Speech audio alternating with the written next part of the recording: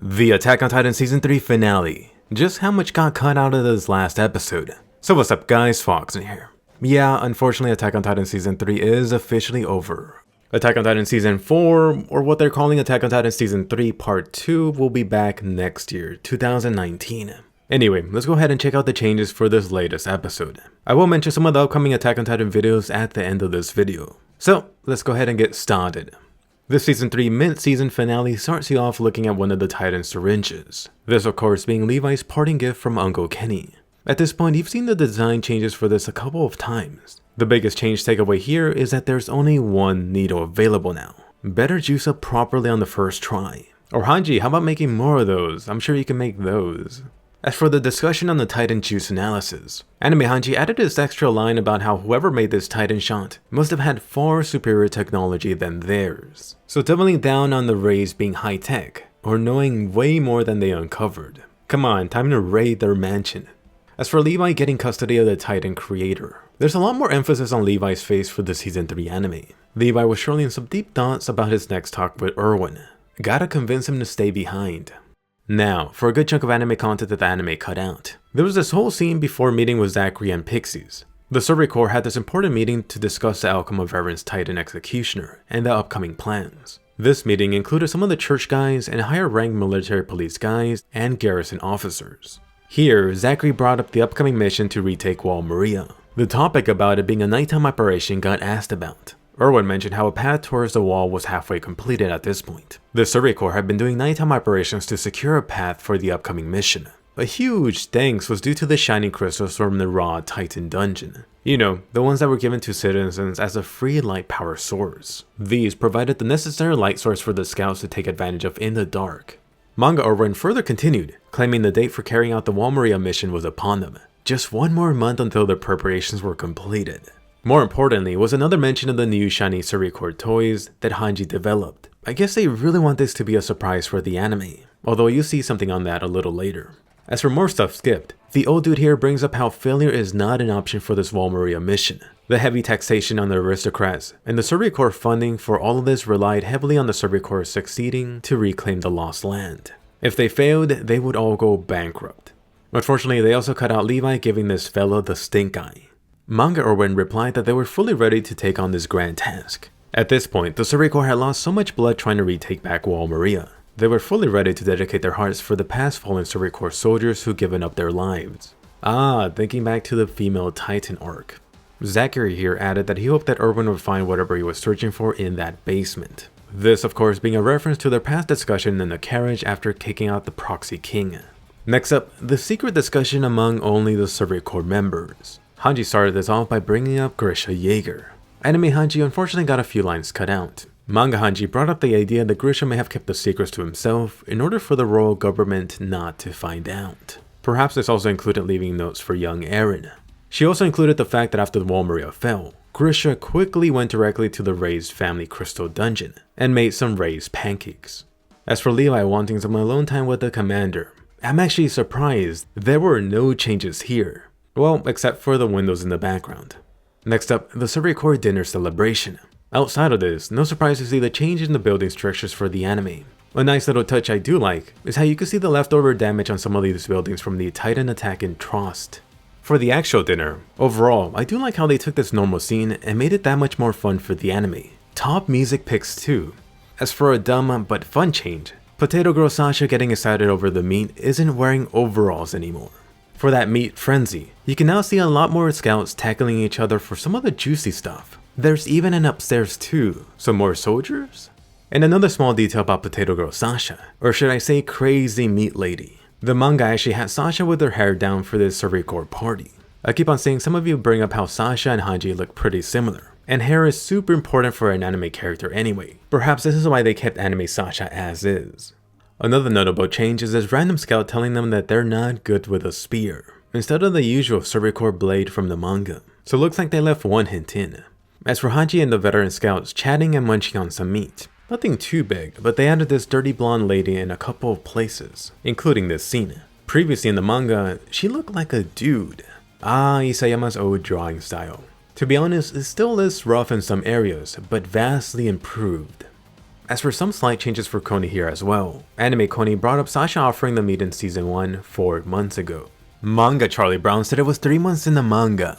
As for Eren's flashback during this, the anime actually cut out the lines from the extras who got eaten or killed in the Trost mission. Ouch, sucks to be them. For the Colossal Titan in his flashback, looks like Bert got an update for his Titan markings. It looks closer to what you see on Reiner too. Let's see how they keep on changing this up for future episodes. As for Horseboy and Eren's toss-up, Anime Koni got added in the background for this scene, not to mention a bunch of other scouts. Next up, Armin, Mikasa, and Eren, the trio stare bonding moment. Too bad they cut out Mikasa's scarf toss. Where this is taking place also got changed. It's now in the middle of some town step instead of the side of some building.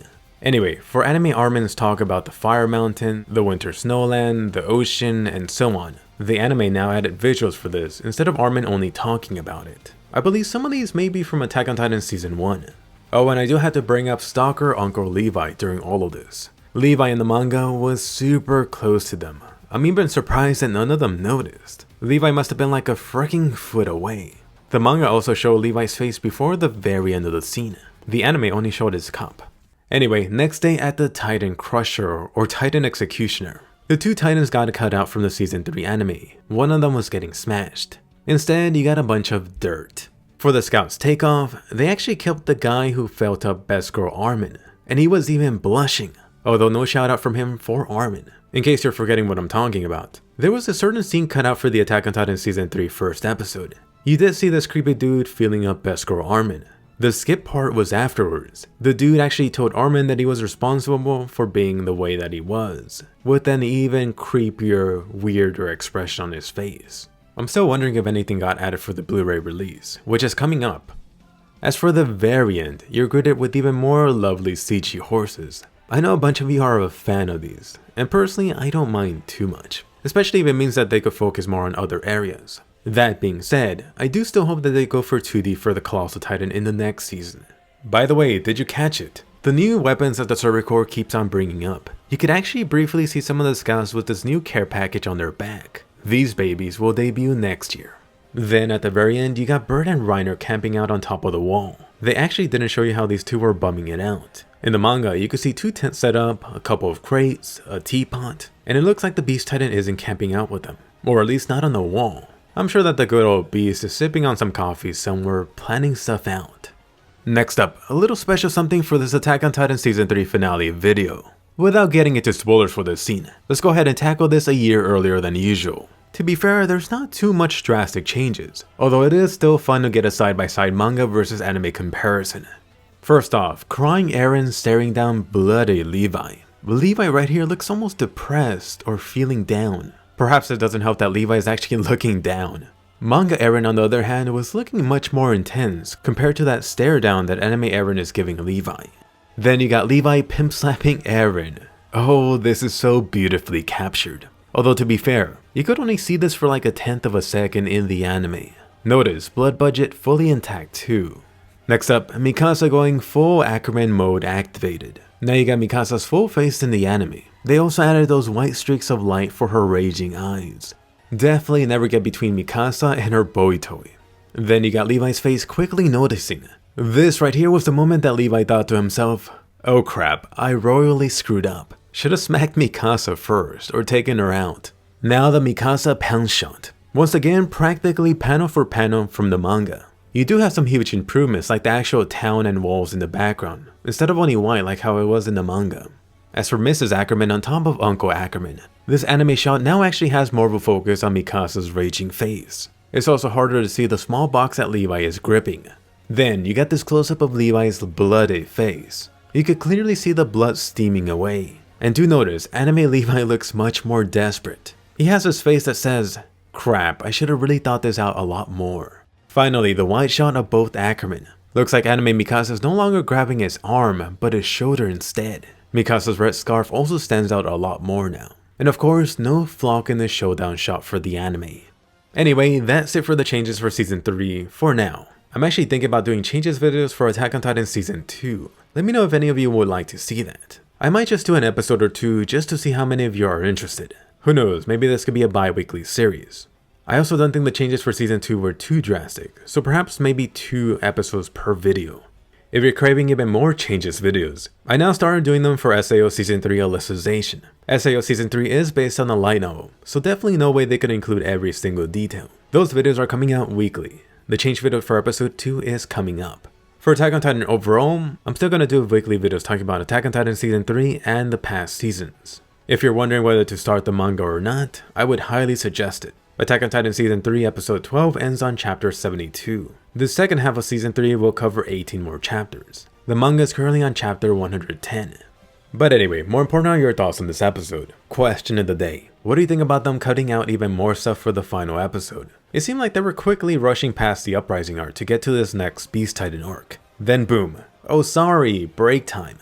And did any of you notice this drop in animation quality these last few episodes?